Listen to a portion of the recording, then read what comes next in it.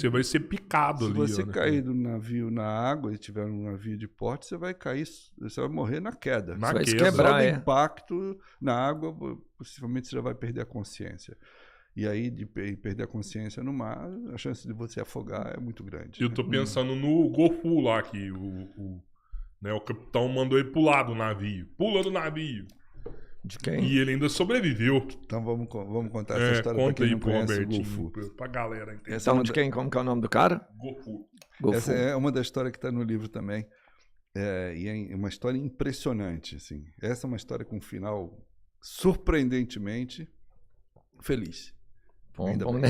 Ainda bem. Não, mas as histórias do mar nem todas são ruins, né? Não, Tem- nem todas. tem histórias... Nem todas. Essa é uma história impressionante. Ele era um menino. Ele nasceu na Nigéria. Família paupérrima. E ele, ainda menino, não tinha como continuar ali, não tinha nem o que comer, resolveu viajar, ir embora, com os meios precários da época, e ele acabou indo parar na África do Sul. E na África do Sul, se não me engano, naquela época acho que ele tinha 13 ou 14 anos. E na África do Sul ele decidiu tentar embarcar em um navio que ele queria chegar nos Estados Unidos, por exemplo. Tentar sobreviver num lugar onde tivesse algum recurso. Na verdade, Gofu é o nome que ele usa hoje, mas não é o nome de batismo Original dele. dele. O nome de batismo dele era outro, que eu não arrisco dizer, porque era bem complexo. Gofu foi um nome que ele acabou recebendo a polícia da África do Sul, em determinado momento, deteve ele, porque ele tentava ganhar a vida vendendo o que pudesse na rua. Em determinado momento ele foi detido por suspeita de estar envolvido com venda de drogas, o que era mentira, mas a delegada, a responsável, acabou ficando comovida com a história dele, e ele não tinha documento, nenhum documento. Quando ele foi embora não tinha nada, não tinha um papel que dissesse quem ele era, nem de onde ele era. E ele conseguiu cativar a policial, que acabou ajudando ele a ganhar uma identidade. Então ele ganhou uma identidade da Guiné. Eu não sei até que ponto que esse documento seria falso, tá? Creio que sim. E acabou ganhando outro nome, que foi o Gofu, né? E foi dessa maneira que ele tentou fugir da África. Ele queria ir para um lugar onde ele tivesse alguma esperança. Ele tinha um sonho na vida, que era ser jogador de futebol. Era um garoto apaixonado por futebol. E ele... uma situação bem corriqueira até hoje. Ele conseguiu se esconder num navio no porto sul-africano, entrou no navio, se escondeu, e o navio foi embora, e ele foi dentro do navio. Ele não tinha a menor ideia para onde ele estava indo. Ele achava que o navio ia para os Estados Unidos, enfim. E depois de um par de dias no navio, ele acabou descoberto pela tripulação. E aí era uma tripulação chinesa. O navio não era chinês, mas a tripulação era chinesa. E aí ele foi levado lá perante o capitão, que ficou furioso, porque pela legislação, quando tem um clandestino, chama-se clandestino a bordo, o capitão e o navio torna-se responsável por aquela pessoa. Ou seja, eles herdam um problema. Né? O clandestino passa a ser um problema para a tripulação. O capitão ficou furioso. Era um menino, mas o capitão ficou furioso, mandou prender ele numa cabine, que era uma espécie de cela, e ele ficou ali mais dias. Até que em determinado momento, ele estava até dormindo, foi acordado, foi levado lá para cima do navio, tinha o capitão, tinha lá o outro oficial do navio, os marinheiros do navio, e simplesmente falaram, pula. Falaram para ele, pula no mar. Livrar do problema. Exatamente. E aí ele entrou em pânico, conseguiu, a duras penas, conseguir pelo menos um colete salva-vida, que não adiantaria muita coisa, mas ele conseguiu um colete salva-vida. Inclusive, quando deram o colete salva-vida para ele, fizeram questão de apagar o nome do navio que está escrito no colete, para não deixar pista, né? Mas com 99% de certeza de que ele ia morrer. Portanto, né, nem ia acontecer nada, ele ia desaparecer. E teria desaparecido, porque nem documento tinha, a família não havia perdido contato, tanto ele com a família quanto a família com ele, portanto ia ser uma... Ele já era um desaparecido, né? Já seria era, no ele máximo ele já era um invisível. nenhum corpo ele seria mais. Ele já era um invisível. E ele foi forçado a se jogar no mar. Foi forçado.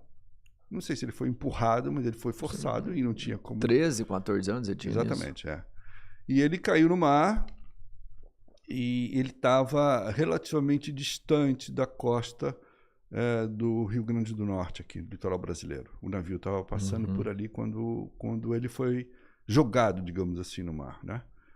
Não é, digamos assim, ele foi de fato jogado no mar. E tudo indicava que ele não sobreviveria, mas ele sobreviveu. Ele vai parar aqui no Brasil. Por um tremendo golpe de sorte, no dia seguinte ele foi visto por um barquinho de pesca, potiguar lá do Rio Grande do Norte, e foi resgatado e foi levado para Natal. E ele está em Natal até hoje, ele mora em Natal até hoje. Essa é a história bacana. Cara, ele desistiu de ir para os Estados Unidos, que aqui é o país do futebol. Na verdade, ele não tinha a menor ideia para onde ele estava indo, né? Ele estava num navio querendo fugir do lugar onde ele estava.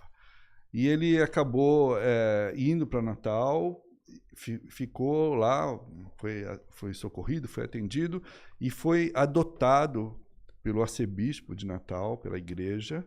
Poxa. Ele já era um garoto extremamente religioso. Ele fala que eu sei porque eu conversei com ele depois.